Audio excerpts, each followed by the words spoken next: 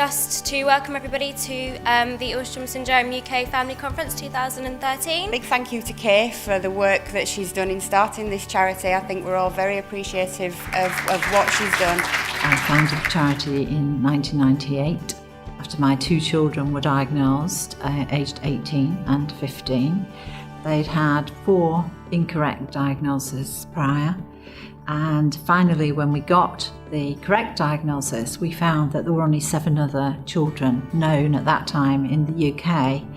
And as I was studying law and specialising in charity law, I decided I'd start a charity for this condition.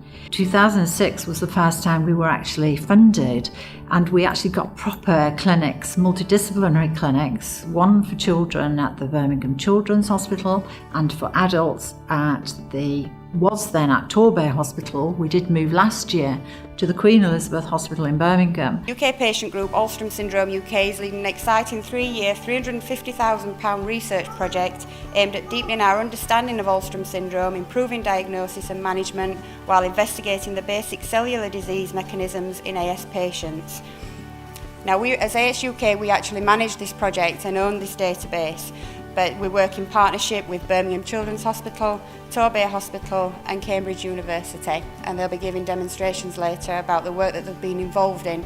The conference has been fantastic this year. It takes a lot of organising, and we try and arrange a variety of different speakers. This must be my 10th or 11th Alström family conference, so it's really nice to be here for the day. What I want to do is I'm going to start with a timeline, just really looking back really over the last 10 years or so since the gene was identified. Alström UK has really, like many other patient support charities, enabled developments to be made and publicity to become available for general populace, schools, of course, don't forget blindness to the school and deafness to schooling is very important, social integration and all that. It's at the beginning, but we wouldn't be even at the beginning if AS UK hadn't developed all those facilities. Percent of persons with Alström affected by the ages of 20 to 40 years with different things, with different conditions. So severe loss of sight by the age of 20, can't perceive light or dark, is not 100%. It's about 90%.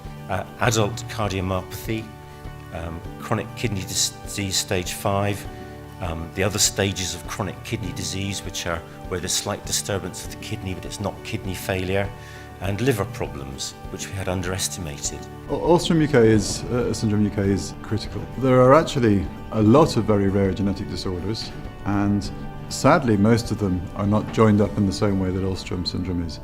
And it's absolutely critical that the drive comes from good organisation from the patient side to actually drive the things that need to be done. So, although in many rare genetic disorders there are scattered laboratories trying to understand the science of the condition, and there are scattered doctors wrestling with the clinical problems, it's only really because of the efforts of AS UK that all those people have been brought together to pull in the same direction in the UK.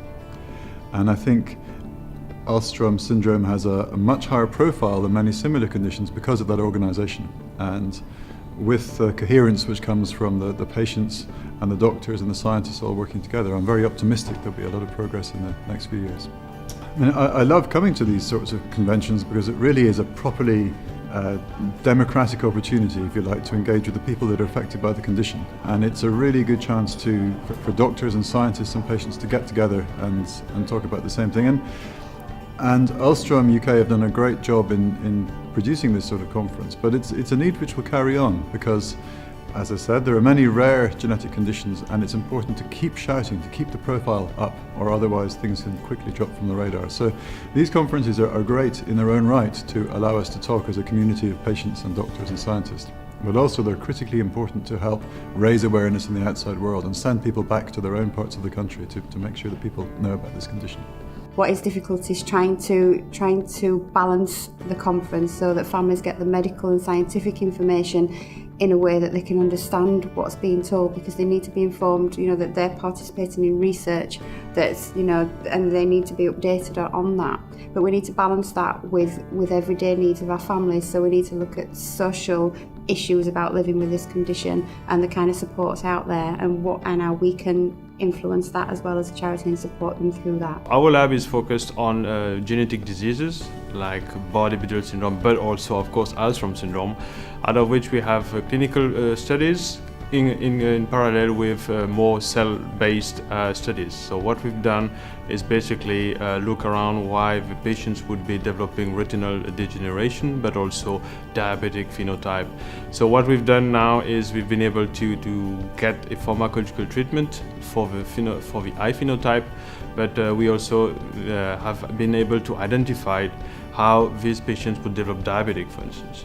So coming here is very interesting for us, because actually we get to meet these patients, we get to explain them how we are doing our research and how hopefully we'll be able to at least better treat them and hopefully cure them, at least for the eye. So that's our main aim here. We've run different workshops today trying to meet the needs of a variety of different families. All of our families are different. So today we've had accessible information looking at Apple technology and how to use iPads effectively for people with a visual impairment, and that was very popular. We've also had pan-owned solicitors come and talk about disability rights, and we've looked at issues around transition, and also looking at our children's clinics and the research projects and our adult teams as well. Every workshop was popular, and now we'll be assessing our evaluation forms. We do that every year to look at ways that we can improve and make it better for next year.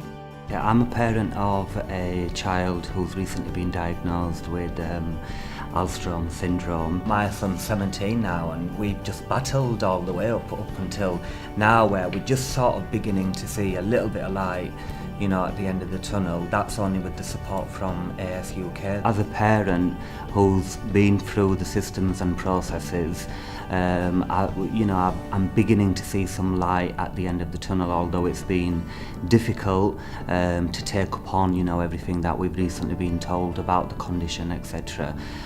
But really relieved as well that we've had this opportunity, which has enabled us to attend the adult clinic and have a full MOT, if you like, because that's exactly what it's been. And obviously having a multidisciplinary team there the following day, giving us the results and talking about the impact, about the future, etc., has been really useful.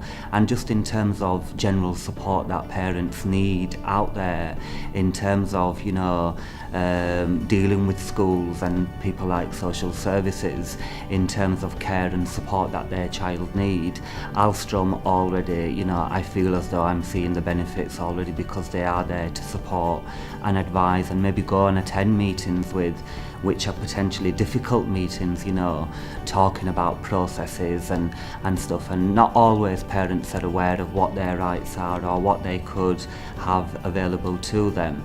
So for that reason, I think Alström have been absolutely instrumental. Liam Mackin is wonderful, and last night we held an awards ceremony. Liam Mackin won the Special Achievement Award.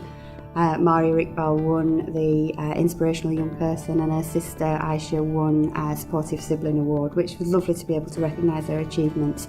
Liam is an inspiration. He is to me as a mother, and he is to a lot of our young people. He's so positive, and he's a fantastic positive role model with all that he's achieved.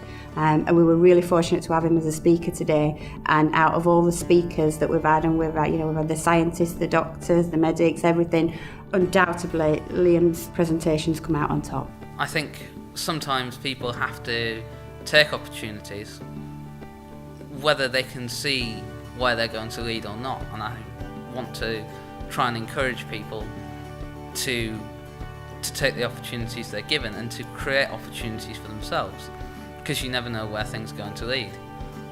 I think it can sometimes be very difficult if you don't have the right support in place to achieve things. But also you have to be motivated, and you have to know not necessarily what you want to achieve, but you have to know that you want to achieve something.